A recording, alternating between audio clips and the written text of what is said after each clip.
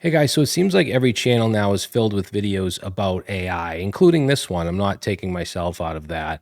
And it seems like everyone has forgotten about the people that actually need to learn how to code. Well, we got you back at Traversy Media. We're going to still be creating crash courses on popular technologies so that you can learn the fundamentals before you even touch AI. And in this crash course, we'll be learning how to create mobile applications with React Native.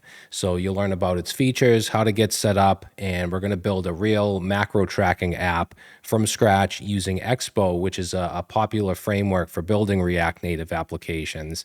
And I'm going to have all the resources in the description, including the diagrams that we use, the source code for the project, as well as an in-depth guide, all the steps to take to get to the finished product, including all the code samples. So you'll be able to follow along on your own machine. So if you're ready to learn React Native along with the Expo framework, then let's get started.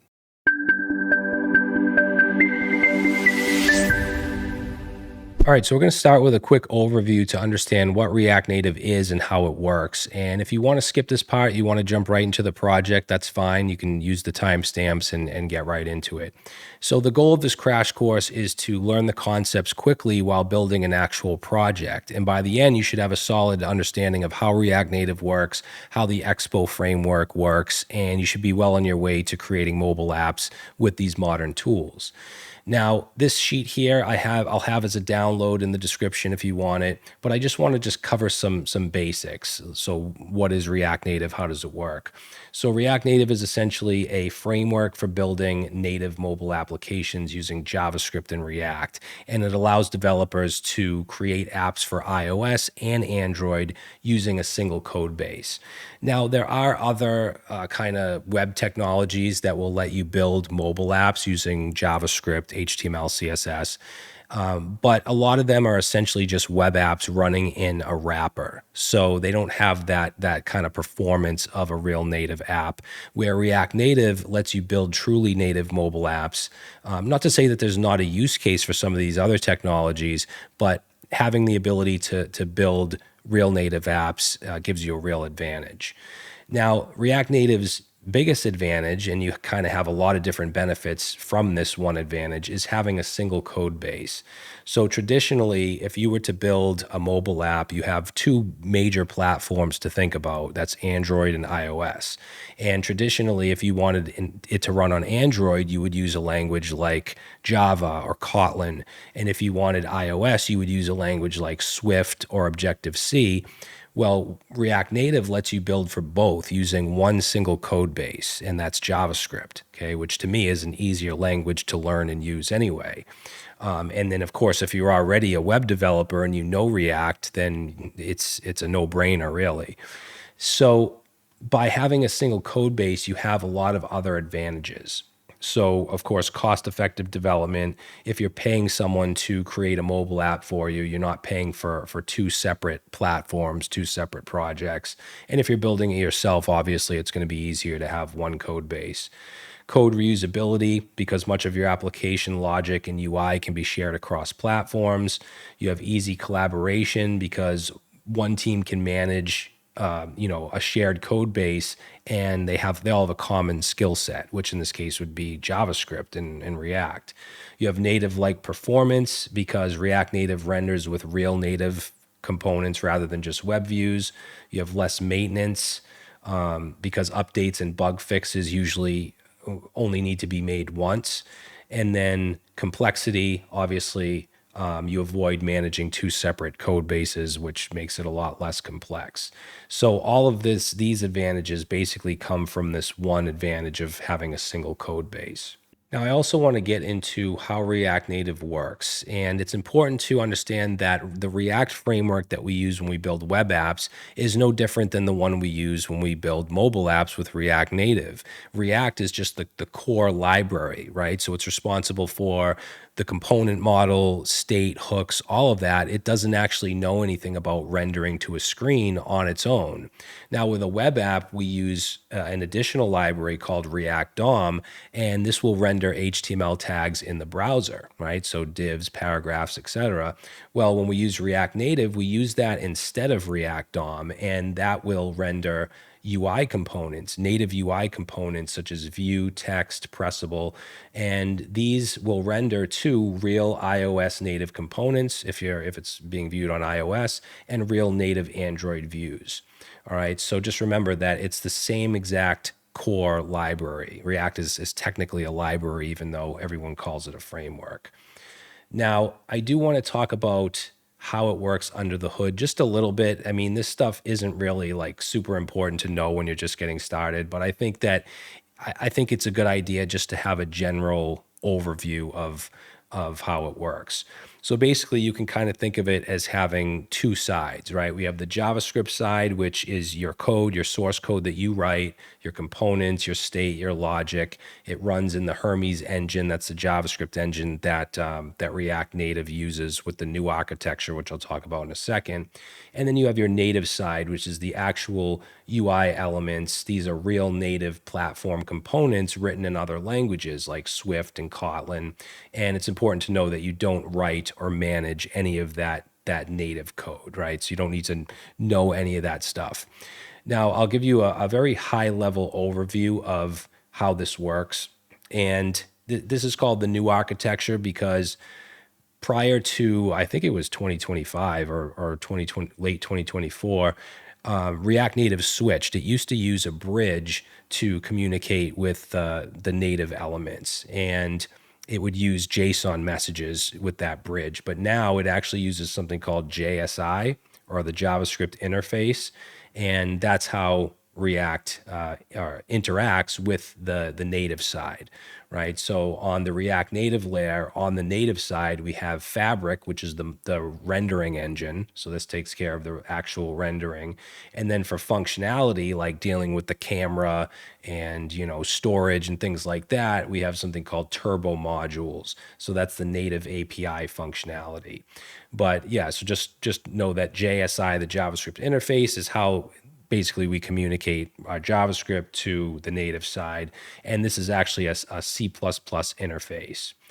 Now, just to give you kind of a rundown of how it works, the process, React runs in the JavaScript runtime, right? So basically here.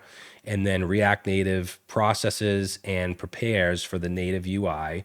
JSI, the JavaScript interface, is used to cross that boundary, right, into native. And then Fabric handles the UI, and Turbo Modules handles the APIs. So that's just a very, kind of messy, high-level overview. And again, it's not really that important for you to know right now. I just want to give you kind of a general idea. Now, when it comes to building React Native apps, there's two main approaches. You can use something called the React CLI, but that can be a bit time consuming and complex, especially for beginners. So what I use and what I suggest is Expo, which is a framework built on top of React Native that provides a set of tools and services that makes it much easier to build and deploy React Native applications. And it abstracts away a lot of the complexity of setting up a native development environment and provides a lot of features out of the box. You can almost think of Expo as like a Next.js for React Native. Now, as far as features and what it offers, so you have a complete development environment, and it's cross-platform. You can run or build for iOS, Android, even the web, because it comes bundled with React Native Web. Now, if you want to test on a simulator, an iOS or Android simulator, there are some other things you need to set up, and I'll talk about that in a minute. Then you have a rich set of APIs you can use. So for things like camera access, location services, push notifications, there's all kinds of Expo APIs for that. The Expo router is a file-based navigation system, and this works similar to how Next.js works, where you have a specific folder that you put files in if you want them to pertain to specific routes. And then there's also a client app called Expo Go that you can download on iOS or Android. And basically, when you run your application using Expo, it'll show you a QR code that you can scan, and it'll come up on your physical device through Expo Go. So it's a good way to test on a physical device. And then there's also a whole suite called Expo Application Services, and this allows you to basically build for iOS and Android in the cloud. So it makes everything just a lot easier. It even has cloud-based over-the-air updates, and also makes it easy to submit to the app stores as well. Now, when it comes to developing, testing, and building, there are some rules that you need to follow. So, for instance, if you're on Windows or Linux, you can't run an iOS simulator because in order to do that, you need to be on a Mac OS with Xcode. Okay, so if you want to use a virtual iPhone, the iOS simulator, you need to be on a Mac with Xcode. Now, for Android, you can run the Android emulator through Android Studio, whether you're on Mac, Windows, or Linux. Okay, so that's cross-platform. And then you can run your application in a browser because, like I said, Expo does include React Native Web.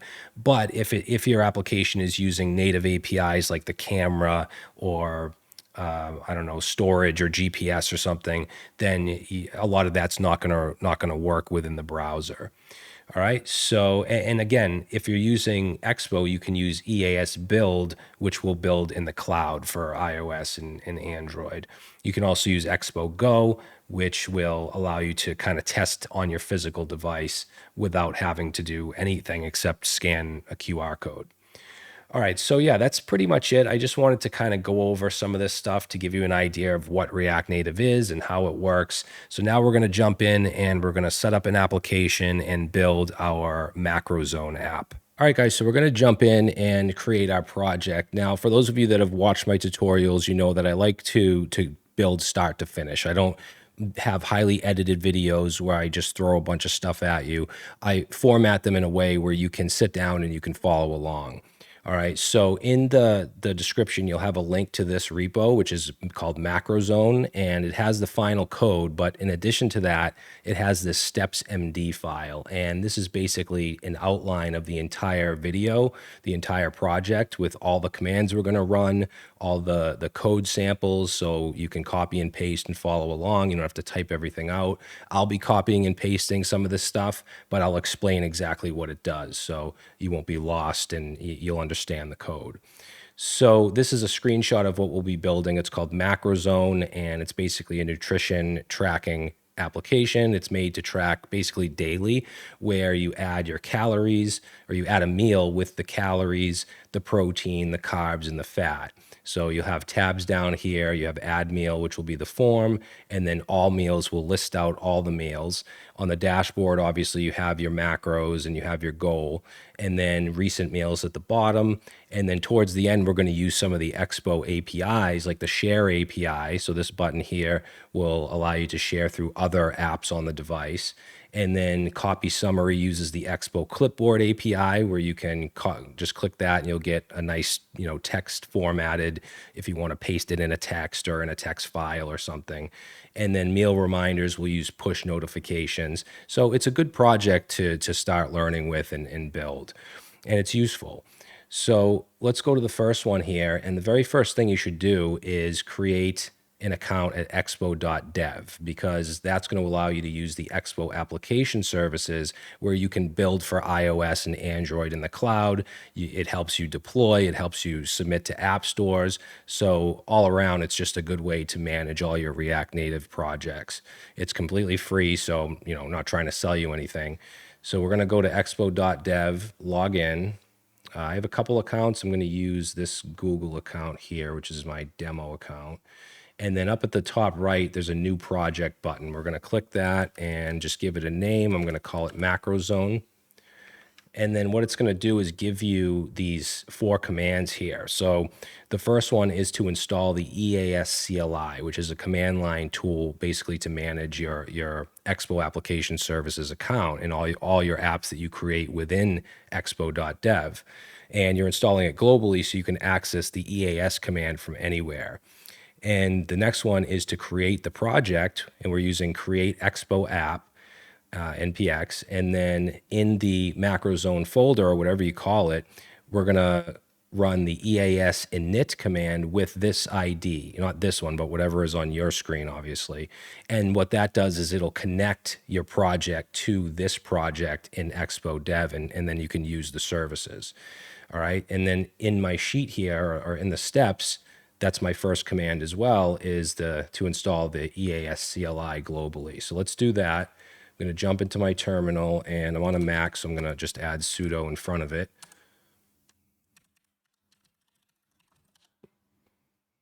All right, and then while that's installing, I just want to take a look at the next command, which is create Expo app. That'll generate your React Native and Expo project. However, I'm using, or I want to use the latest SDK, which at this point is 55. So there is a flag that I want to add, which is at latest and then dash dash template default at SDK 55.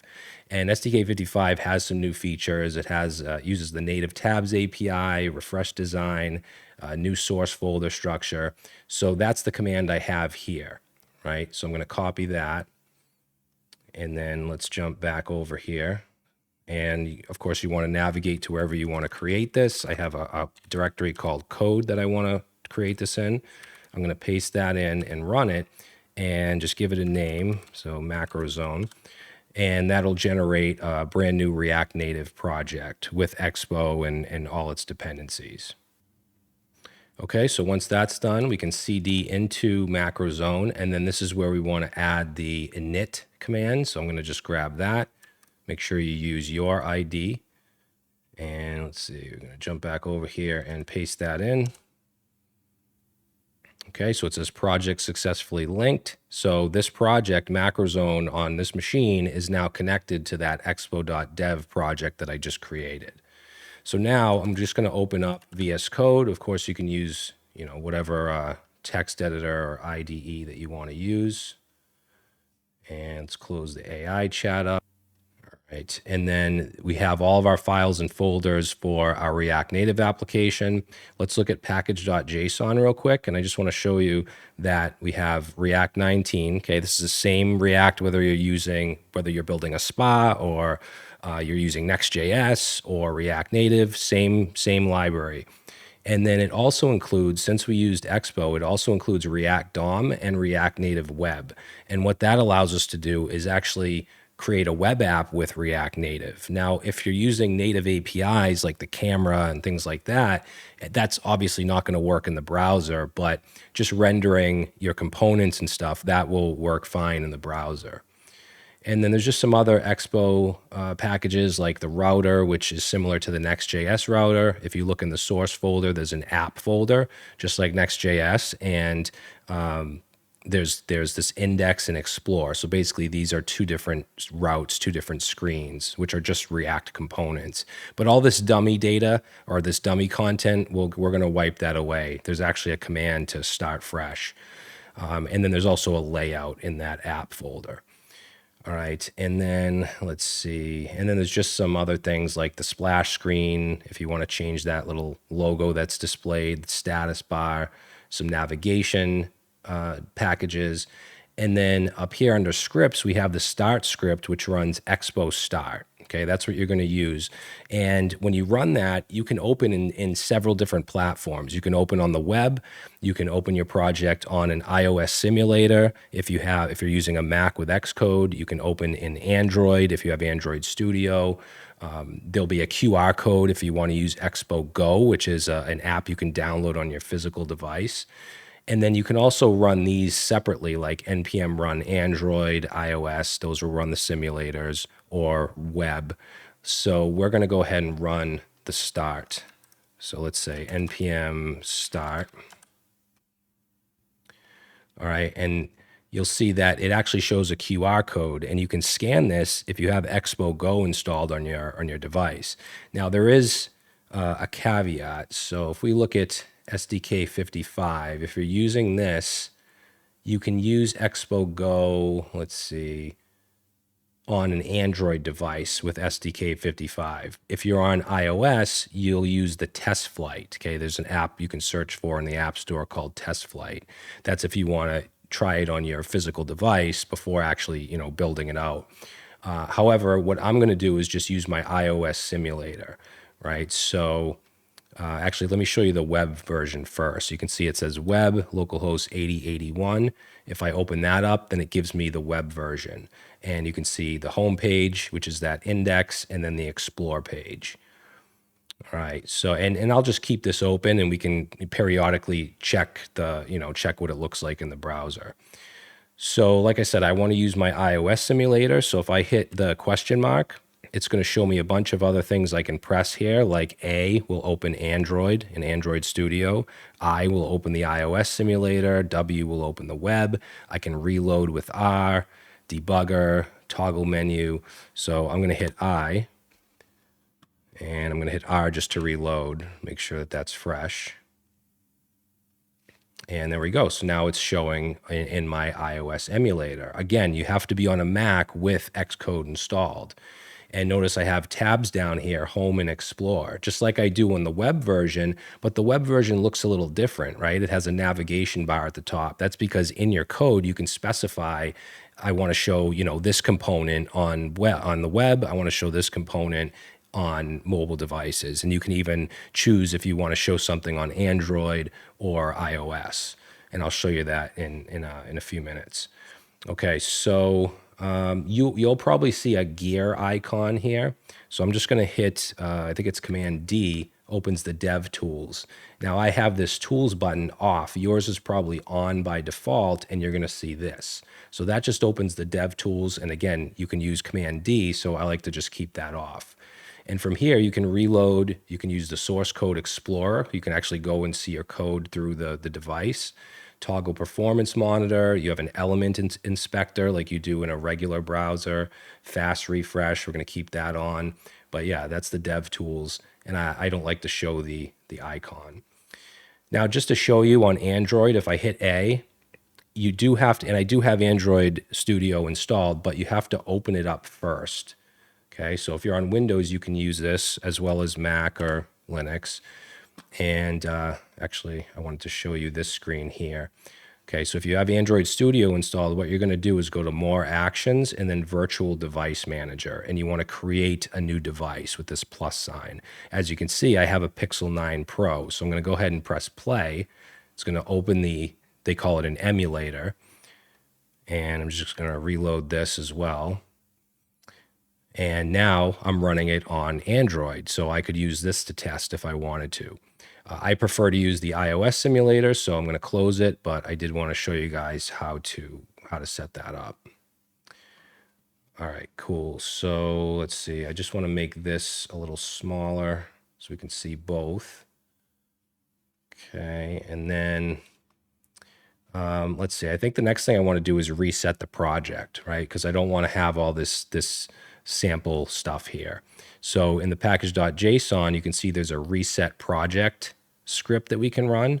So I'm going to just go ahead and stop this, and let's run npm run reset dash project. Okay, it's going to ask me if I want to move the existing files to a /example directory. So if you want to save it, I'm going to say no, because I just want to do away with it. All right, and then you'll see that a bunch of files just got removed. And if I come over to my simulator and refresh, let's see. Oh, I didn't. We got to run npm start again. Okay, and then I'll just hit I, and it should just open up on my simulator. All right, so this is what we'll see once we reset the project.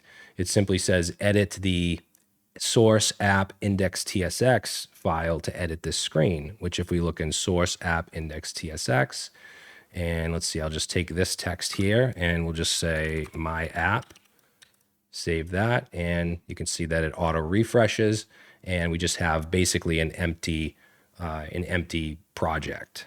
Now I want to go over some of these components. So as you can see, we have this text and view, and that's what's being rendered in the JSX. Just like a regular React app, you have just a functional component. You have JSX, but instead of H1s and paragraphs and HTML tags, you have these native components coming from React Native.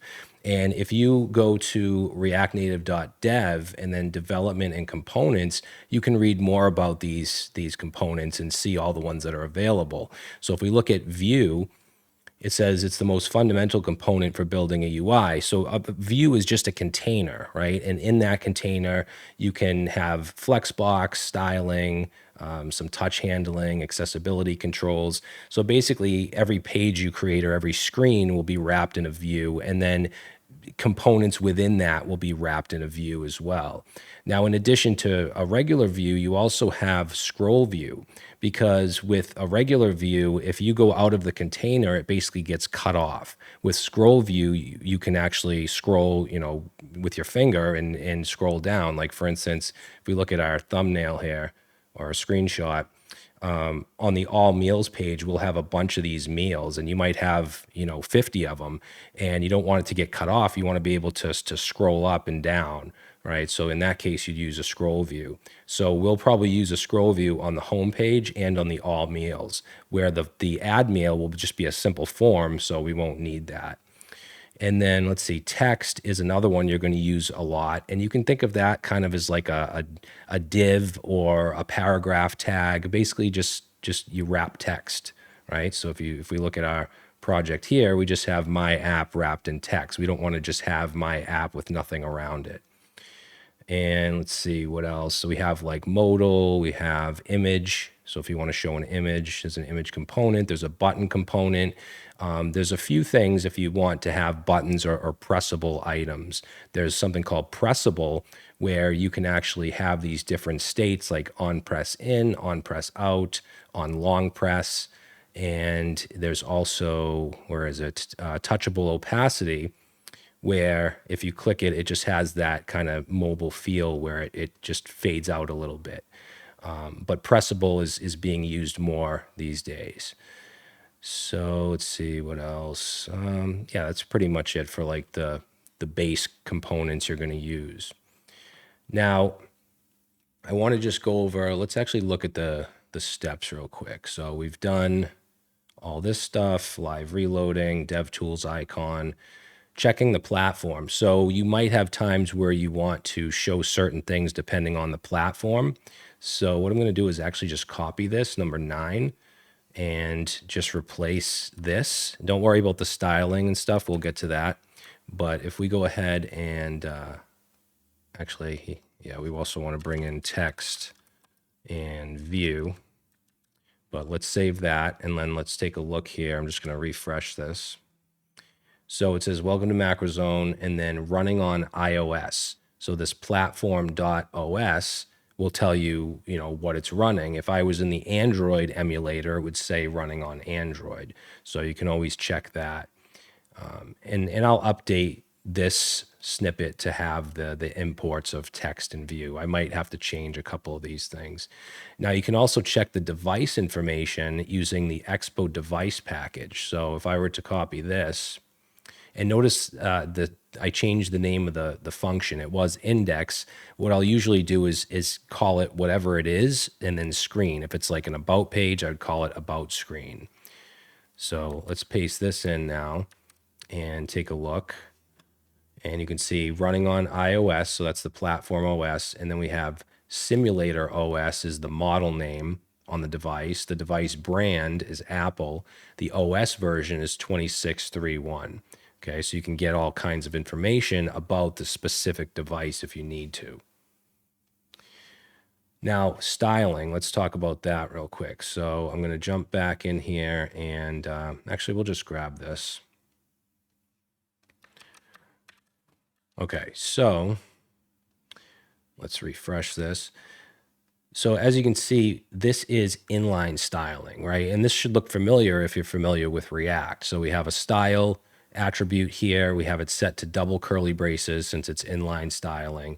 And we just can add styles like flex, justify content, align items. If I wanted to do, like, let's say background color, set that to, let's say like red, then I get a red background. So you can do it this way, and basically it's just CSS, but instead of like background dash color, it's going to be camel case. So keep that in mind. Now, I don't typically use inline styling very much because it just gets messy. I mean, if you have, 20 different components and you're adding this kind of styling to all of them, it just gets really messy. So what you can do is you can use the style sheet API where we bring this in. Let's copy this one. Okay, so basically we bring in style sheet from React Native, and what we can do is create a variable, set that to stylesheet.create, right? So this create method, and then we can pass in an object with styles such as container, and these are just JavaScript objects. So container, we have flex, a background color, the padding, padding top, padding horizontal. Then we have a title style and a date style. And if we look up here, you can see instead of setting it to inline with double brackets, double curly braces, we just have styles, which is the name of the variable, dot container, title, and date. And then that pertains to those styles. So if we save that and then take a look, you can see now we have those styles implemented where we have that background color and so on. Now you're probably going to have styles that are repeated across pages. Like for instance, we'll have this container in other pages. You can have global styles, but I'll show you how to do that in a second. Right now, what I want to do is show you how to change this header right here, because you can see it just says index.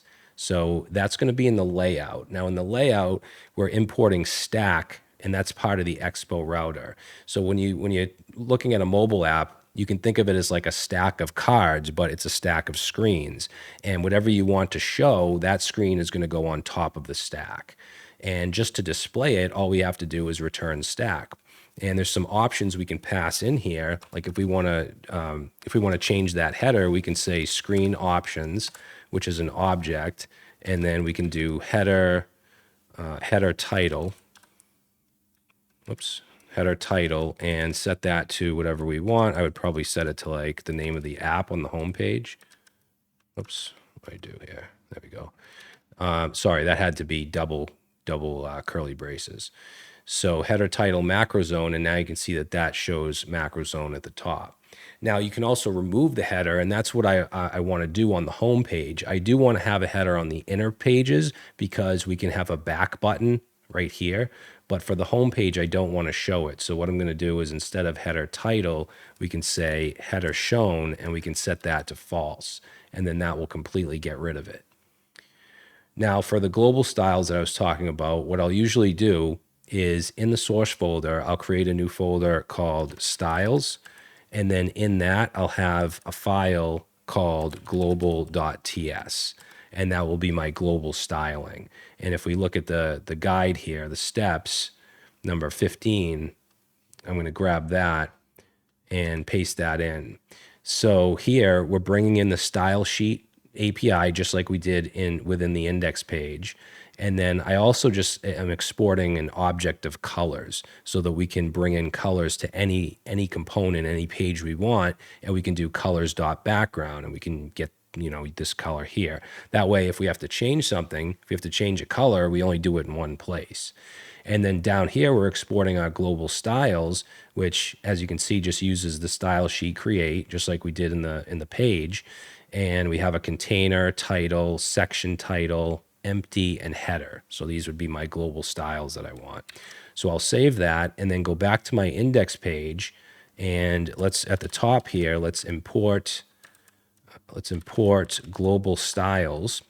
And since I have a container and a title in the global styles, I can get rid of it here, right? So we'll get rid of that. And then here, instead of styles, it's going to be global styles. And then here as well. Okay, so it's just not the date, because that isn't global. That's only in this component or this page. So I don't want it to be global. So I don't want, yeah. So we got global styles container, global styles title, and then styles date. And if we take a look, it should look the same. I'll go ahead and refresh, and it looks the same. But now, if we want to change the background color, for instance, since the container uses colors background, we could just change it here to, red, and then that's that. And anywhere that this is used, obviously it will change. So now we can close up global and layout. And what I want to do next is take this date here, which is just hard coded, and I want to create a home header component. So what we'll do is in source, we'll create a new folder called components, just like you would with a regular React app. And we'll create a file called home header.tsx. And then we can get that code here. And what is it? Number 16. I'm sorry. That's not it. 17. So home header with date. So I'm going to copy this and we'll go ahead and paste that in. We'll go over it. So very simple. We're bringing in colors, which is that object of colors from our global file. Actually, we should probably move this up top. And then also global styles. So we can do this. I don't know why I put two different lines there. Okay. And I'll fix that in your version. And then we're just getting the current date using toLocale date string. And then we're inserting it here. And we have some global styles dot header and we have styles dot date. Since this date style isn't being used anywhere else, I kept it in the component rather than putting it in the globals. All right, now we just need to bring that into the index so that we can use it. So let's import home header. And right here where we have the text and the date, we'll get rid of that and we'll add the home header. And then we can get rid of styles altogether because now this date style is within that home header component. So we don't need to bring in style sheet in the index page. So let's save that. Whoops, let's open up. Okay, so now it says Wednesday, April 8th, so it's no longer hard-coded. It's using that header component with the actual date. Now I want to start to talk about routing and screens because right now we just have this single index. And I talked about the stack, right? So we have a stack of screens, which right now only has one screen on the stack. So I want to create a new page here. Let's see, I just want to check this real quick. So we're going to create the meal list screen, which is going to be just app. So it's going to be in the app folder since it'll be a route screen, and it's going to be called meals tsx. So in app, let's create a file called meals.tsx. And then we're just going to grab this for now, which is simply a scroll view. Remember I said you want to have that, a scroll view if you want to be able to scroll. I also want to be able to scroll on the home page or home screen. So let's actually bring in scroll view here as well. And let's replace this with scroll view.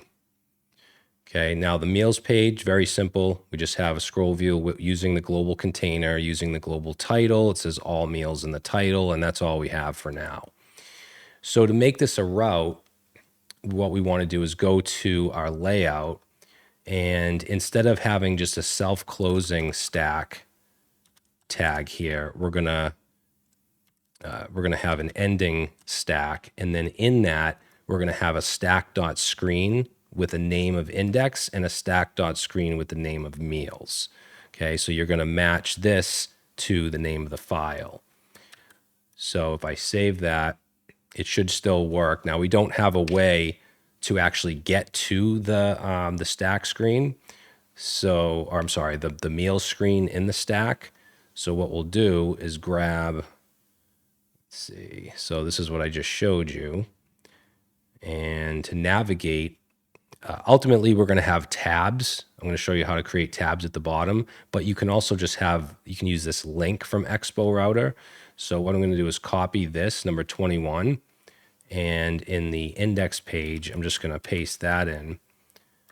And if we go ahead and save that and we take a look, now there's this link. It says go to meals. If I click it, it brings me to the meals page, right? I have no way to get back unless I refresh, but that's how we can link to pages. We bring in link and then down here, pass it in with an href going to /meals. That should match whatever you have here, right? Which should match the file name. So that's basic routing.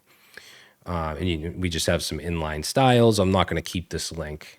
We just wanted to show you how to do that. Okay, and then we want to, in the meal screen, I want to have a way to get back. So I want to have a header with a back button. So I'm going to copy this, number 22, and we're going to go to layout. Okay, and just check out what's changed, which is right here. We're setting the header style to setting the background color and header tint color, right? So I'm no longer hiding it here. What I'm doing is hiding it on just the index page. Okay, so on individual stack screens, you can pass in options and header shown false for index, but for for the meals page, you can see I have options title meals. So you can do it at this level if you want to, hide the header for all screens, but you can also pass in individual options to customize the header on each page. So now, just refresh this, you see I have no header on the home page, but if I go to meals, now I have a header along with a back button. Now notice that the back button says index. You probably don't want it to say that. So what you can do is on the index stack.screen here, we can pass in addition to header shown and options, we can pass in title. And I don't want macro zone because that will be kind of weird. So let's just say home. So if we go ahead and save that and then refresh, go to meals, now the button says home. You could have it say back or whatever you want. Okay, so now that we've done that, there's one more page we need to add, and that's the add meal page, right? So what I want you guys to do, if you want, as a little challenge, is to create that screen on your own. Just basically replicate what we just did with the meals TSX and add an add-meals TSX, add it to the stack, and add the header navigation, and then just come back. So for us to do that, we're going to first create the file. So in the app folder, let's say add-meal.tsx. And then what I'll do is just copy, actually, I'll just grab it from our steps here. So the add meal screen number 23, we're going to grab that and paste that in. Okay, and then to add it to the stack and to our routes, what we're going to do is in the layout, we'll just basically, we can just copy this down and let's set that to the title is going to be add meal and the name is going to be add-meal. Okay, and then just to test it out, if we go back to our index and change the route here, instead of meals, let's say add meal, and we'll change the text as well, and then we'll try it out. Let's do a refresh here. I don't have to refresh with most of this, I just like to, but it says go to add meal, and now you can see we're on the add meal page. So that's how we can create routes and we can link to them using link, although that's really not what we're going to do in this because we want to have tabs. So back in our steps here, let's come down. We just did that. So now we're going to look at tabs, right? And the way that we can do this is to create a folder, right? We're going to create basically a group. So in the app folder, we're going to create a parentheses tabs folder because we don't want an actual route that goes /tabs. So the parentheses makes it just a group so we can group these files together, right? And then we're going to move all the 3 pages into that tabs folder. So let's do that now. So in app, create a new folder. It's going to be parentheses tabs. And then we're going to move all 3 files, not the layout, but all 3 files into tabs. I'm just going to close this up for now. And let's see. We'll just keep that as is for now. So now we have parentheses tabs with our 3 pages and then an underscore layout outside of the tabs. Now that's, if we check it out and we refresh, we still see the index page, right? But up here, you can see it's in the tabs folder. So we want to actually create a tab layout. So in the tabs folder, let's copy this. This is number 26, and it's going to have its own layout because we need to basically create these tabs in that layout. So in tabs, we're going to create a new file, underscore layout.tsx. Okay, so there's 2 underscore layouts now. There's one that sits in the app folder, and there's one that's inside the tabs folder. This is the one that's in the tabs folder. All right, so I'm going to paste this in, and we'll just go over it real quick. So we're just bringing in our global colors. We're bringing in tabs from Expo Router. Okay, that's where we're getting these tabs. And then some icons from Expo Vector icons. And then I called this function tab layout, right? The other one is our root layout. That's called root layout. So this is the tabs layout. And what we're returning here is a tabs tag, right? Just like we did with kind of like how the stack works, right? We have stack and then stack.screen. Here we have tabs and tabs.screen. And I'm just adding a couple options here to the parent tabs component, which is header shown false, tab bar style, where you can add certain styles. We add the background and the border color as the colors dot surface, the active tint color, the inactive tint color, right? So that'll just be the icon color, and text secondary. And then for each screen or each tab, we have this tabs dot screen with the name. The name is going to pertain to the file name, and then a title. And then here we have tab bar icon, which takes in a function. And in that function, we can pass in the color and size and just set that to the icon's color and size. Okay, so we have our home, we have our add meal, and we have our meals. So that's the tabs layout. So we'll save that, right? And if I come back over here and I refresh, you can see down here, we now have these tabs. If I click add meal, it shows me the add meal page. If I click all meals, it shows me the all meals page. Now back in the steps here, we want to update the root layout. So in the root layout, instead of having multiple stack dot screens, we just have a single one that has a name of that folder, which is parentheses tabs. So back in the root layout, we can clear all this up and just add that, right? So we have no header shown on the stack, and we have one stack screen that's equal to that tabs folder. All right, so come back over here, and now we have same thing. It just shows this, but we don't have the header anymore because the stack isn't showing a header. And I don't want the header because we now have these tabs, right? We don't need a back button. So yeah, let's move on and let's start to create the rest of this app. So you should understand now how to create screens, how to navigate to different screens. So now we want to create the macro card component, which is there's 4 cards at the top with the calories, the protein, and all that. So what we're going to do is copy number 28, and we're going to create a new file in components called macro card. So let's do that. So components, new file, and macro card.tsx. We'll paste this in, and then we'll take a quick look at it. So we're just simply bringing in our style sheet API, text, and view. Now, this is going to take in some props. We're using TypeScript, so we just have our props type here of macro card props. It's going to take in a label, a value, a goal, and a color, right? So the label would obviously be like protein. Value would be however many grams of protein you have with your meals combined.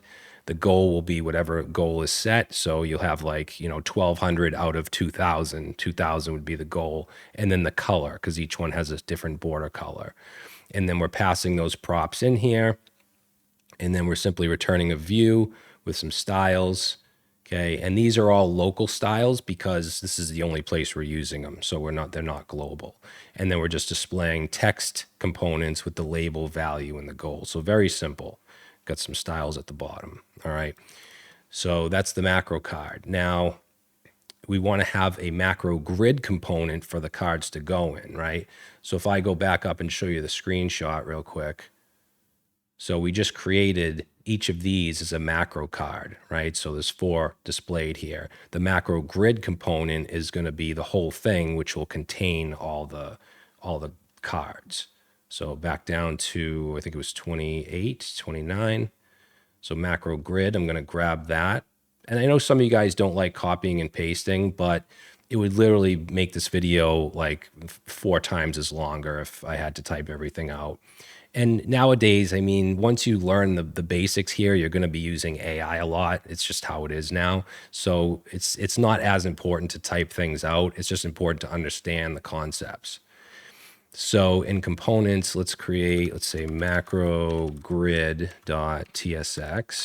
and paste that in. I'll go over this real quick. And I'm not pasting it in and just, saying see you later. I'm showing you exactly what's going on. So here we're just bringing in our style sheet API and the view component. We're bringing in the macro card component we just created. This component's going to render a view. with some local styles. And then we have 4 macro cards where right now we're just passing in hard-coded values, calories, value, goal, and color. Okay, so we're going to save that. And then the next thing we're going to do is add the macro grid to the home screen. So we can actually copy this whole thing here, although I didn't use scroll view, so I'll just have to replace that.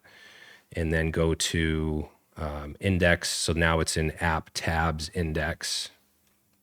And let's go ahead and just replace this. And let's see, why isn't home header being found? Oh, that's another thing that needs to be changed. Now we're 2 levels deep, right? We're in app tabs. So this is going to be ... / twice. And then I just want to make the view, and I'll change this in your version of the steps. So this is now going to be scroll view. Okay. So now that we've done that, we take a look and there we go. So we have each one of these is a macro card.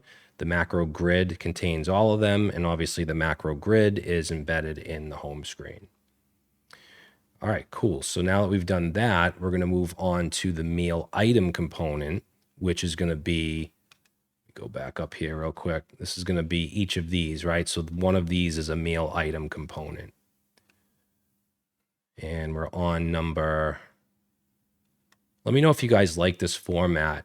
So this allows, copying and pasting obviously allows me to do more in a video. And instead of you guys being confused on what's being pasted in, let me know if you like this format where I just literally lay out each number for you to use for the code.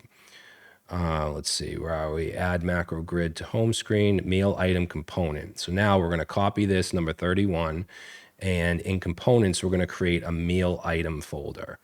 So components, let's say meal item.tsx, and we'll paste that in. Go over it real quick, although right now it's all just UI stuff, very simple. So we got our text view style sheet, we got our props, and we're just rendering a view with some text, okay? And we're showing each calories, protein, carbs, and we get some local styles. And this container is different than the global one, so that's why I'm not bringing the global container in. So we'll go ahead and save that, and then the next thing we want to do is the recent meals component. That's going to contain all the meal items. So let's grab that, and we're going to create components recent meals. Right, so components, new file, recent meals.tsx, and then paste that in. So now we're bringing in the meal item that we just created, and we're just simply rendering a view. We have our section title, and then 3 hard-coded meal items where we're passing in these values. Okay, so let's save that. Now, we want to add the recent meals to the home screen. So we'll go ahead and grab that, go back to our index, and we'll just paste this in. So now it's showing not only the macro grid, but also recent meals. And if we take a look, there we go. Now, obviously, this is all hard-coded data. We're going to use something called async storage, which is like the device's local storage in a little bit. But right now, we're just kind of handling the UI side. Now, the next thing we should do is let's do the form, the add meal form. So I'm going to just close up this stuff for now. And let's go back to the document here and down to 34 where we add the meal form. I'm going to grab that. And then we're going to put that into our add meal page here. So we can go ahead and just replace that. And let's just check it out before we go over the code. And as you can see, we got a nice looking form here, meal name, calories, protein, carbs, fat. So we're just bringing in our usual text and view, but we're also bringing in text input, which obviously are these input fields, and also touchable opacity.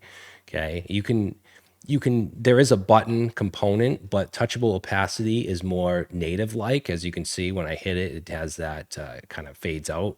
So that's what I use for the most part for like form submissions. And then we're bringing in useState as well, because this is going to be a controlled component where, we have a piece of state for every value, every input. So we have our name, calories, protein, carbs, and fat.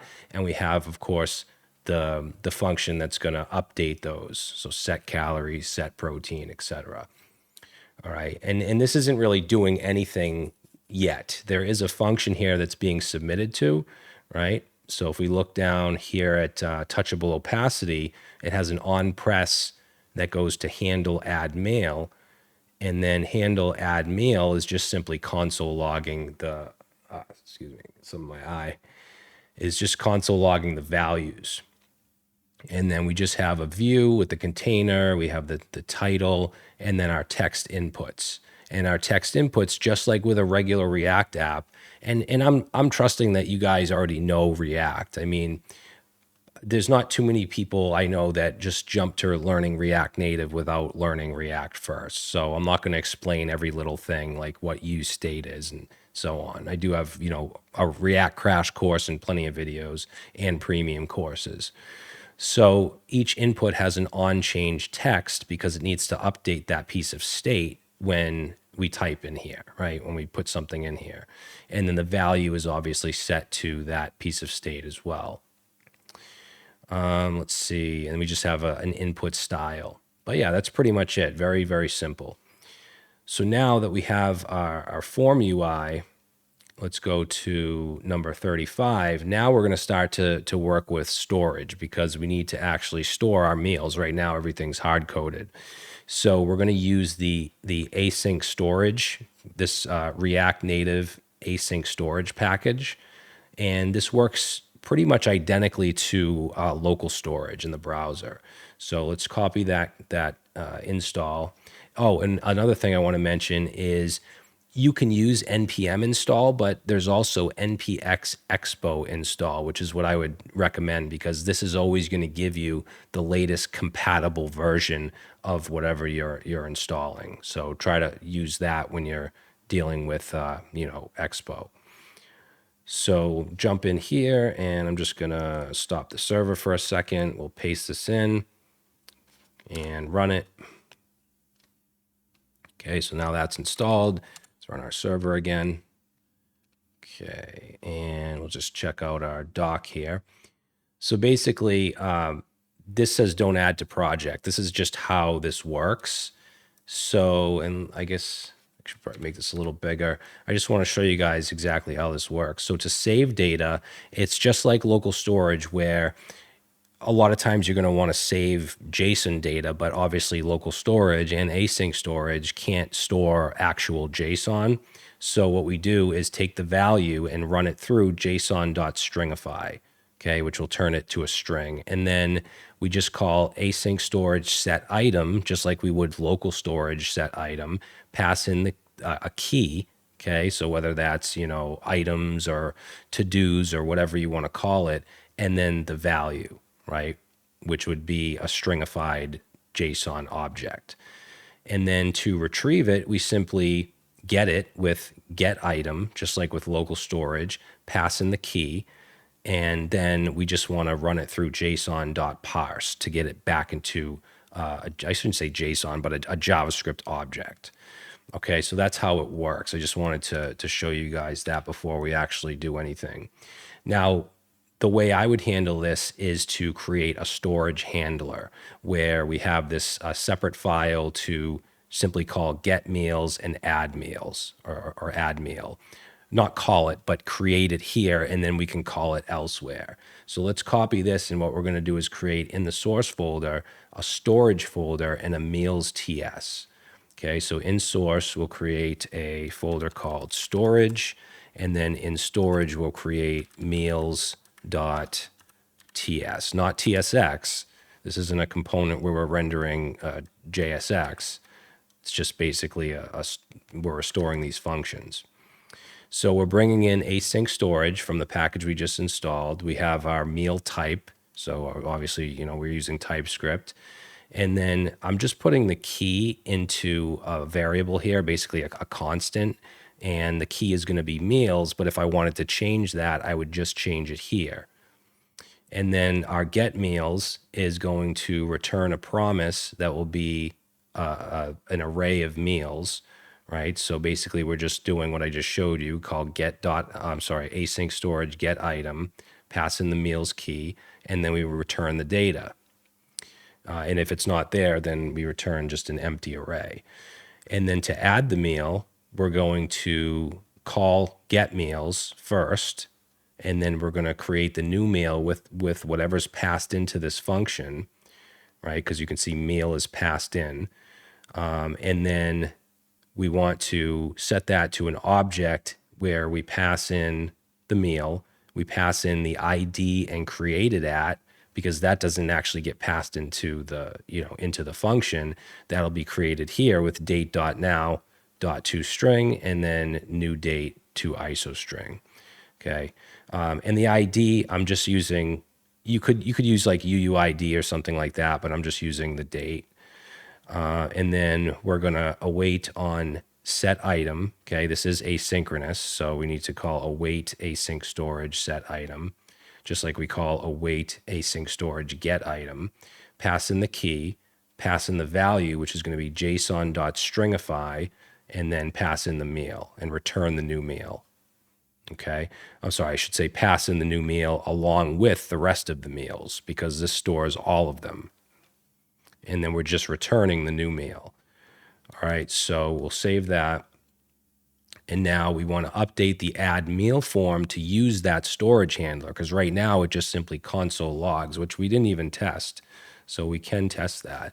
And by the way, you can see that this is rendering in the browser as well. I have the web app open. And it will actually save it when this kicks in, the async storage, it'll work in the web app as local storage, which is pretty cool. But yeah, let's test this out real quick just to make sure that the form is hooked up. So I'll just say test calories 100, whatever, just add meal. And then if we look down here, let's see, we should see what is going on here. Let me reload this. Add meal. There we go. All right. So you can see it's logging calories, carbs, fat, name, and protein. Good. But now what we want to do is connect this form to async storage. So that's what this is, number 38. So let's grab 38 and let's go ahead and paste it in, and then I'll just go over it. Okay. So what we've done here is we're bringing in right here from React Native. We're also bringing in alert, because I want to show an alert once we submit it. I think that's the only new thing we brought in there. And we brought in add meal from our storage function, right? From storage meals. And what else? Also, we brought in router from Expo router because I want to redirect back to the home page once it's submitted. Our state, that's the same.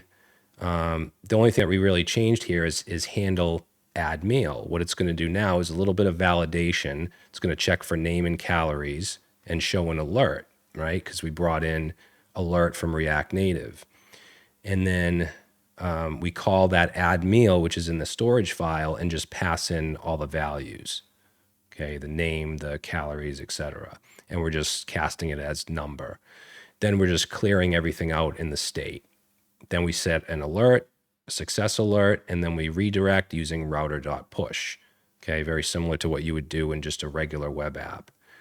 And that's really it. Nothing else down here has changed. All right, so now let's save that. Let's see.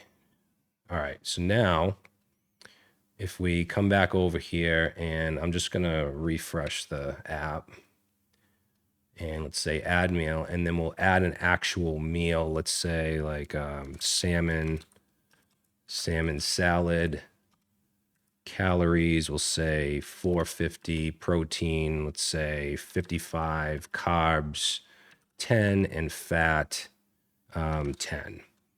All right, so I'm going to click add meal, and you can see we got redirected, and it shows a success message. Now, it's obviously this is all still hard coded, but now that value is now in async storage. Let's add another one as well. So we'll say add, and then let's say protein shake calories. I think it's like 120. Protein, we'll say 25, carbs 10, fat 0, and we'll add that. So now we have two meals in our async storage. Now they're not going to show here yet, so that's what we're going to work on next. So let's jump back over here down to, let's see, 39. Let's see, 39. So we're going to get meals from local storage. So this is going to happen on the home screen. So I'm going to copy this, and then we're going to go back to, let's see, our index page, and I'm just going to replace this. Okay.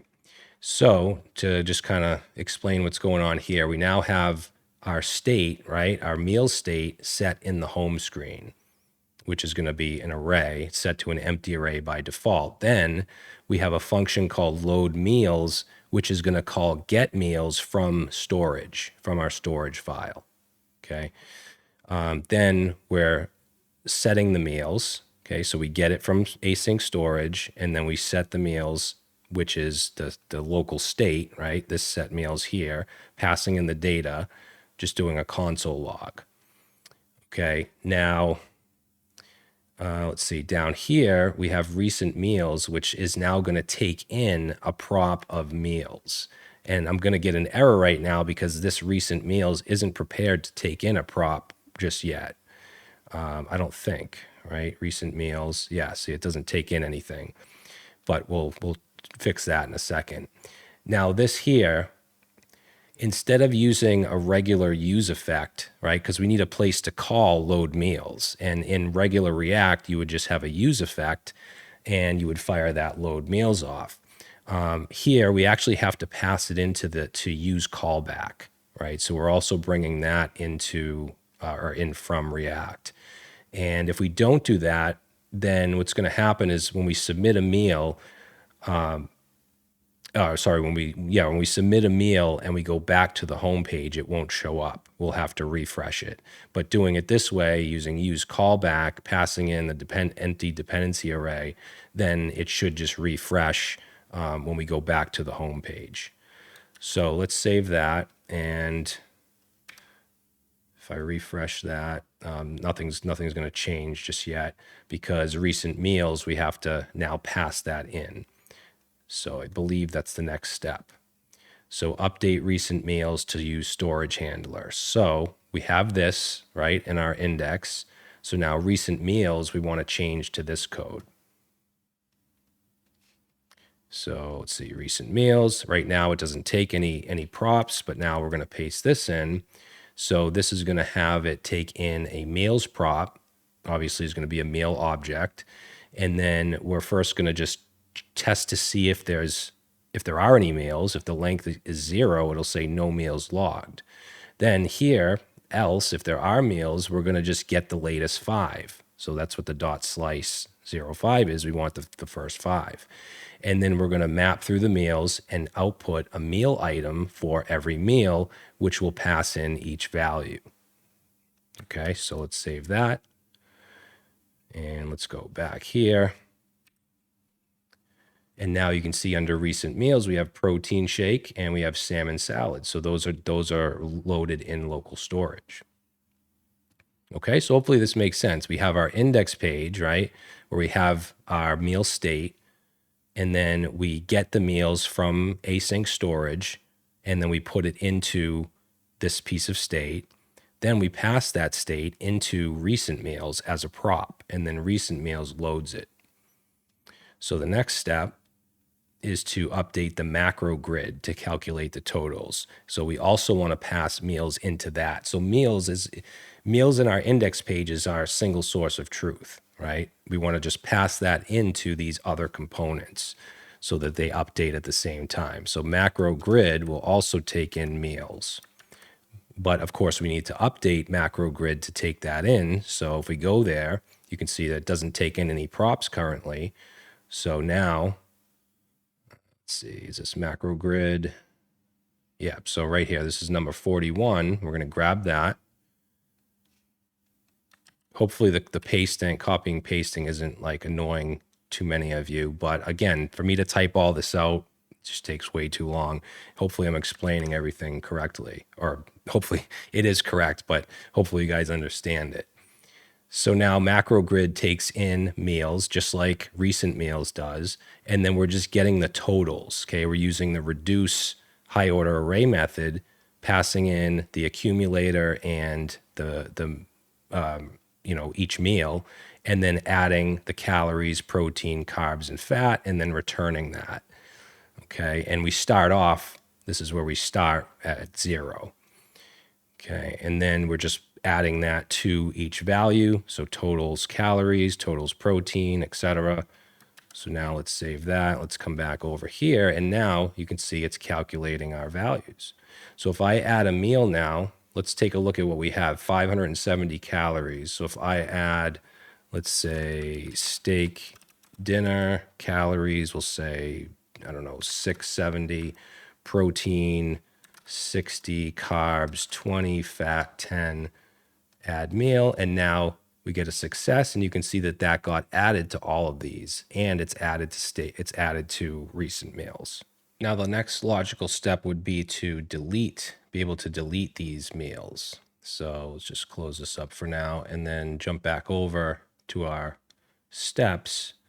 And number 42 is the delete meal functionality.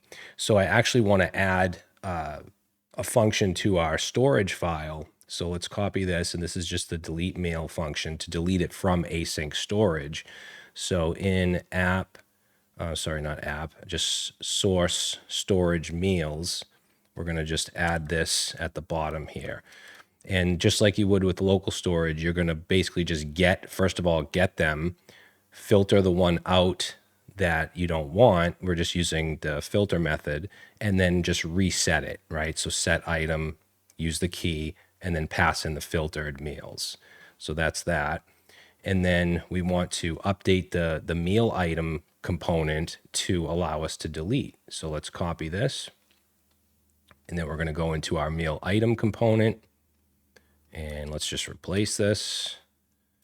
Okay, and I'll just go over this. Basically, all we're doing is importing delete meal, and then we're just coming down here, and we have a function called handle long press.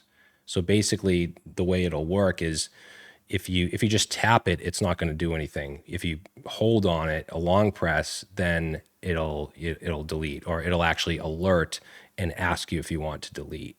Okay, so we're using that alert component, passing in, just saying, are you sure you want to delete? You can specify what you want the buttons to say, so cancel, and then delete, style. Basically, we're just passing in destructive as our style, which will be like a red button or red alert. And then on press is where you put the functionality, and of course, we're going to call our delete mail from the storage file. All right, now we're just calling on delete here, which is going to get passed up, or passed in as a prop. All right, because I want to be able to redirect on delete. So basically what we're going to do next is update the recent meals to pass that delete callback. So let's copy this, and this is going to be our recent meals. And then we'll just paste that in. So basically all I did here is where we embed the mail item, you can see this was added. So on delete equals a function called on delete. And up here, you can see that on delete is getting passed into recent meals. All right. Then we want to pass it up one more time. So right here, we want to, on the index page, where recent meals is embedded, we just want to have an on delete and then call load meals. Okay, so basically we're just kind of refreshing when we delete. We're just calling load meals again. I know that we're kind of prop drilling here a little bit, but let's go to index. So app, tabs, index, and then recent meals. We're just going to add that on delete. And when that's called, basically when it's deleted, it'll call load meals, which is this right here, which will get the meals from async storage. Okay, so we should be able to test this out. Let's come over here, and I should be able to do a long press by just clicking and holding. So I'm going to do that. And now you can see an alert pops up. Click delete, and there we go. Everything refreshes because we have one single source of truth, which is this meals state. So now the next step is to do the all meals, right? I want to list all meals here because only the latest 5 will show on the home page. And it's going to be very similar to the index or home screen functionality. So number 46, all meals data, I'm going to grab that.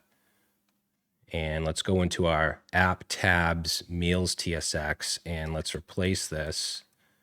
And if we take a look, we're doing the same exact thing. We're bringing in get meals from our storage, and we're setting it here. We're calling load meals when the page loads or when the screen loads and putting it into our piece of state here. And then down here, we're just mapping through that state and outputting a meal item for each one. And we're passing in all our values. We're passing in our on delete because when it's deleted from that page, we also want to call load meals. All right, so let's save that. Let's come back over to our simulator, and there we go. And just to add a test, I just want to make sure we can delete from here as well. Okay, so if I go to all meals and I go and I hold this down, delete, and there we go. Now I also want to have the ability to just wipe them all clean, to clear all. So if we go back to our steps and we look at number 47, I just want to add this simple function to our storage, our meal storage, which is to clear all meals. So if we go to storage meals TS, we're going to paste this in, and all it does is it calls await async remove item and passes in the key. So it clears everything. So we'll save that. Now we need to integrate that into the meals TSX that's in the tabs folder. So that's going to be this block of code here.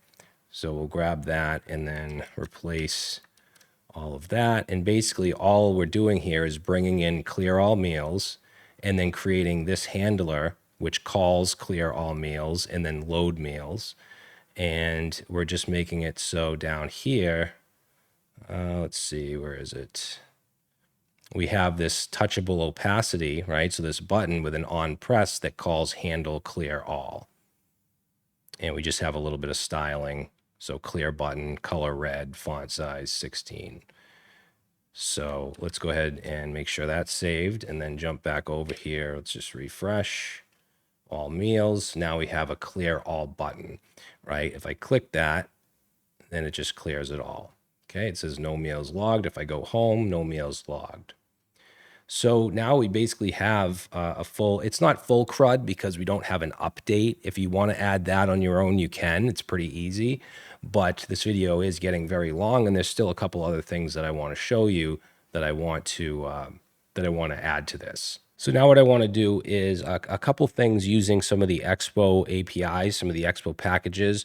And the first one is for haptics, which is when your mobile device vibrates. So I want it to vibrate when a meal is successfully added and when a meal is deleted. So we're going to use the Expo haptics package for that. So this npx expo install command, we're going to go ahead and run that. So I'll just open up a new terminal, paste that in and run it. And then once that's installed, we just want to import it into the add meal. And all we have to do is this one line, okay, this haptics.notification async. So let's copy that import and then go into add meal, and we want to just throw this in here at the top. So import that, and then where I want to actually do this is going to be in the handle add meal function, and I want to do it, let's see, yeah, right here. Actually, it's AI is already suggesting it. So I'll just hit tab. So I put this notification async right after the alert, the success alert, before we redirect. Whoops, it didn't take. There we go. All right. And then, like I said, I also want to do it when it deletes. So that's going to be in the meal item. And that will reflect both on the home page and the home page and the all meals because they both use the meal item. So let's go to components, meal item, and then let's import, let's say import all as haptics from Expo Haptics. And then we want to go right here. So after delete meal, but also before on delete. And we're going to call same method, notification async, and haptics notification feedback type dot success. Okay, so that should do it. Now you can't actually test this on a simulator, but if you're using Expo Go, if you're using a physical device, you can do that. And then obviously once you build it and you have it on your physical Android or iOS device, then it'll work. But let's just make sure that we can still add meals and stuff. So I'll say protein shake and say calories 120, protein 30, 10, 0. Add meal. So right then it should do, you should feel the vibrate. Now the next thing we're going to do is use the share API. So basically what this allows us to do is share with other apps, right? So it could be social media, it could be just a notes app or reminders or something. So this is actually a React Native API. As you can see here, its share is being brought in from React Native. The rest of the stuff that I'm going to show you are from Expo, but this is from React Native itself. So what we're going to do is create a share button component. We're going to copy this. This is number 50, and I'll go over it after I paste it in. So let's go to components. Let's create a component called share button.tsx, and we'll paste this in. And it's pretty simple. We just bring in share. We're also bringing in our meal type. We're bringing in colors and icons because we're going to have a share icon. And then it's going to take in meals because that's what we're sharing. And we have a handle share handler, which as you can see is being called down here on press for this touchable opacity. And when that's called, it's going to basically just total everything together using reduce. So it's going to add all the calories, protein, carbs, and fat, and it's going to share that here, right? So we're calling share with an uppercase S dot share with a lowercase s. And then whatever you pass in there will be shared to whatever app you choose. And what we're sharing is a message of MacroZone daily summary with all the macros and then also the number of meals logged. Okay, so that's what we're sharing. So let's save that, and then we're going to go to, we're going to go to the index tab, index page, and I want to put this where we have just the MacroZone title. Actually, I think I have, yeah, so I have that right here. So basically I'm going to replace that text with a view that has that text in it, the MacroZone, and then the share button underneath it. And the share button gets the meals passed to it. So let's replace this with that view and make sure you import view if you don't have it already, and make sure you import share button. All right, so let's save that, and then we're going to go to our simulator, and there it is. So I'm going to click that, and then there's really nothing installed on this simulator. We can test it with reminders. So now you can see it'll actually add it as a reminder. So, and it's formatted nicely. We have calories, protein, carbs, and fat, meals 1 log today. So, I mean, if you had like, let's say Facebook or something like that installed, then you could, share it through that. So that's the share API. And now I want to use the clipboard API from Expo. So we need to install this package here, Expo clipboard. So I'm going to copy this, and we're using npx expo install. So let's go ahead and install that. And then what we're going to do is create a copy button component. So we're going to copy this code here under number 51. And then we're going to go to components and create a new copy button.tsx. Paste that in. And this is very similar to how the share works. I'm also bringing in haptics so that when we copy, it'll make the phone vibrate. But yeah, we're bringing in clipboard from Expo clipboard. We have a handler here called handle copy, which will run when our touchable opacity is clicked, and that touchable opacity wraps an icon and a copy summary text. All right. And then when that happens, same thing, it's going to use reduce. We could put that into like a utility if we wanted, because it's the same thing we did in share. And then we create the summary here with all the values, the totals. Then we call the clipboard API, so clipboard.setString async, and then pass in the summary. So that's what'll be copied. Then we fire off our haptics, and then we fire off the alert. So very simple. Now the copy button, I want to put that in the index TSX, and I'm going to put it right under macro grid. So let's say copy button. Actually, I don't want to do that. I want to do copy button. And yeah, we want to make sure we pass in meals, and then we want to import that. Okay, so save, and then let's check it out. So we got copy summary. I'll click that. It says macro summary copied to clipboard. And we can test that out. I'll just open up a empty text file here and paste, and you can see it's formatted nicely, just like it was in the share app or share API.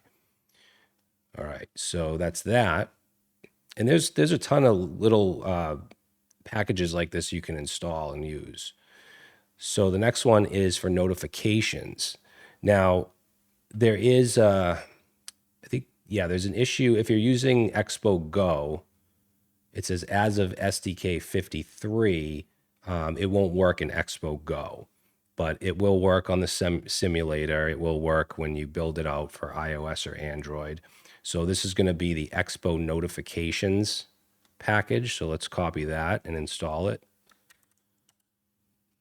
And what we're going to do is create a utility that has the functions to schedule a reminder, to request permissions, and to cancel the reminders. So I'm going to copy this right here, this code in number 52, and we're going to create a file in utils notifications ts. So in source, not in the app folder, just right in source, we're going to create utils as a folder, and then we're going to create a file and call that notifications.ts. And we'll paste that in. All right, so bringing in notifications. Here we call set notification handler, and that takes in a function where we can set to show alert, to show banner, show list, play sound, and set badge. So these are different values you have. Now here we have our request permissions. So we have to call this notifications.request permissions async. And then here we have our schedule meal reminders. So this is where you set the time that you want the reminders to fire off. So, and we do this with schedule notification async. That's the method name. And that takes in content, which is what you want to show in your reminder, a title and a body. Here it says macro zone, and don't forget to log your lunch. And then the trigger, we pass in a type, which is going to be daily. Okay, so schedulable trigger input types dot daily, and then the time. So here I'm just putting hour 12. So this is going to fire off at noontime. And then we have another one set here for hour 18. Okay, so that's going to set off for dinner, and it's going to say time to log your dinner. There's no breakfast, but if you wanted to add that, you could. And then we just have a cancel meal reminders where it's going to call this notifications.cancel all scheduled notifications async. So basically we'll have a switch, a toggle. When it's off, it'll call this, and when we turn it on, it'll schedule. Okay, so let's save that, and then we want to use that in a component called reminder toggler. So let's copy this one, and let's go, let's see, we're going to go into components and create a new file called reminder. What did I call it? Just want to make sure it's the same. Reminder toggle. So let's rename and reminder toggle.tsx, and then we're going to paste that in. All right, so basically what we're doing here, we're actually going to save a key in async storage so that it remembers if we actually set it or not.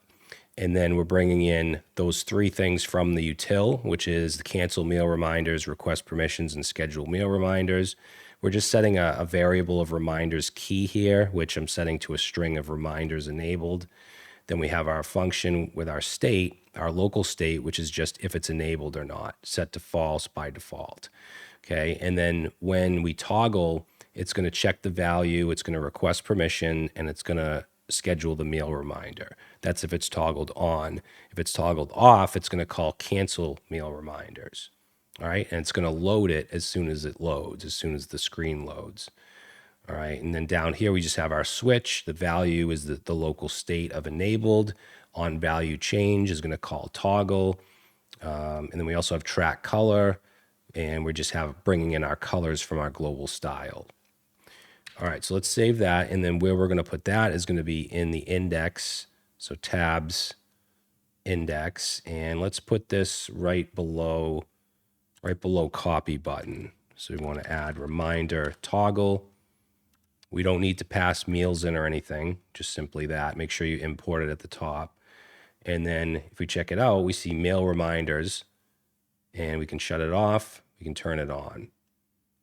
Now, the reason mine was on right away is because I had already done this and I had to re-record, so it was set to true in the storage. Yours, I believe yours will be off by default. All right, now I can't really test this. I mean, I could, but I don't want to go through that right now. But I'll show you, I actually installed this app on my phone, and I've been getting notifications from it. So I'll show you what they look like. Just make sure I have nothing else here that I don't want you guys to see. All right, so if you look at the very top, it might be backwards on the screen, but at the very top, there's two reminders, one to log my dinner and one to log my my lunch. And I've been getting these, daily since I created this a little while ago.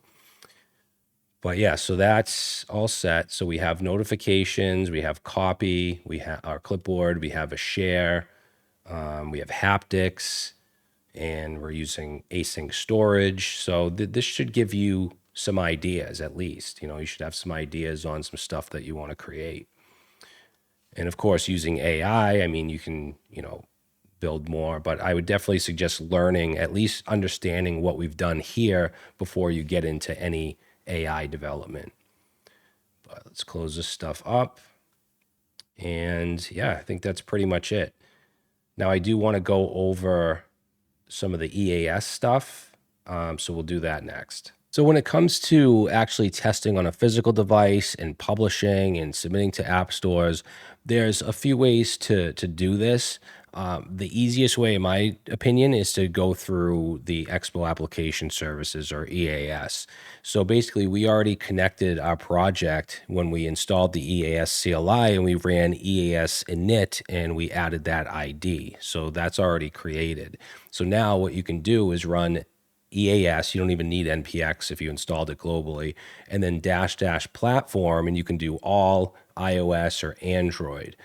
Now, to publish an iOS project, you do need an Apple developer account that's enrolled, which I believe is $99. I paid that and enrolled many years ago, but for some reason it's not coming up as enrolled. So I actually couldn't build for my iPhone. I did get it on my phone through Xcode because you can do that. But if you actually want to publish it, you do need a developer account. And for Android, you don't need to pay anything. You can build it out for Android, and basically it'll give you a file. It should give you a .aab file, which is the file type to submit to the App Store. If you want an APK file, which can be directly installed on your device, you just need to edit your eas.json and add this here, this build preview Android build type APK. So I think that's what I want to do, is just get an APK file. So I'm going to grab that and jump over to, you can see I actually tried my Apple developer account, but it wasn't working. So let me just clear that up. And in EAS.JSON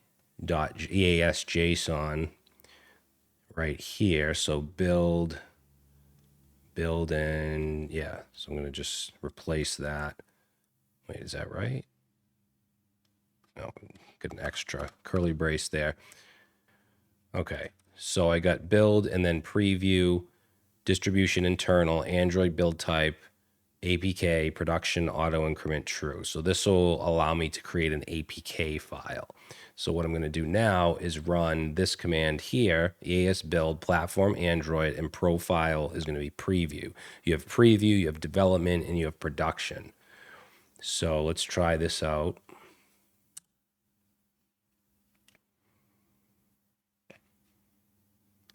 Okay, so upload it to EAS. You can see the logs here if you want. My build's been queued. Now, if I go back to expo.dev, you can actually see my build right here, recent activity, Android. This is the one that's going on now, Android internal distribution build. But before, I ran it as an AAP file, and that's the Android Play Store build. So you can easily just submit to the Play Store, and you can use a command. You can use EAS submit to do that. So Android makes things much easier than Apple does, in my opinion. But yeah, this can take a while, but what I'll end up with is an APK file that I could actually install on a physical device. All right, guys, so this has completed. It took quite a while. It took like 10 minutes or so, and it says install and run the Android build on the emulator. So not only did it create my APK file, but I can actually run it on the emulator. So I'll say yes to that. Okay, so it's successfully downloaded, and now it shows that I have a Pixel 9 emulator. So we'll go ahead and open that. So this is no longer running, yeah, this is going to refresh. This is no longer running, an Expo server, development server. It's an actual APK. And that splash screen that we just saw, you can change that easily. So yeah, here's the application running. Let's go ahead and add a meal. Say test 400, 12, whatever. It doesn't really matter. Meal added successfully. There it is. Okay, if I wanted to share it, I could choose, oh, there's no recommended people to share with, sharing text. I haven't used an Android device in a while, so I'm not exactly sure what does what as far as the apps. If I want to copy it, so now it's copied. If I want to enable real meal reminders, allow notifications, all meals, could clear all. Awesome. So this is our actual app running, basically not in production, but it's a production file, right? So in expo.dev, we can click on, let's see. And again, this is the distribution build because I used the preview profile. Earlier I used production, so I do also have that ready. But you can see the logs that went through. Now, if you wanted to, you could set up a workflow as well within Expo, which is basically just CI/CD. You can just push to GitHub, and it'll go ahead and it'll update the app. It'll update the app in production. It will submit it to the App Store or update in the App Store. So you could set that up as well. So Expo makes everything pretty easy. Much easier than it was, years ago. But hopefully this gives you some insight on creating mobile apps with React Native. I would suggest taking what you learned here and applying it to your own projects and see what you can come up with. And in my opinion, if you understand everything in this video, then you can also use AI to assist in development. But that's it, guys. As always, thanks for watching, and I'll see you soon.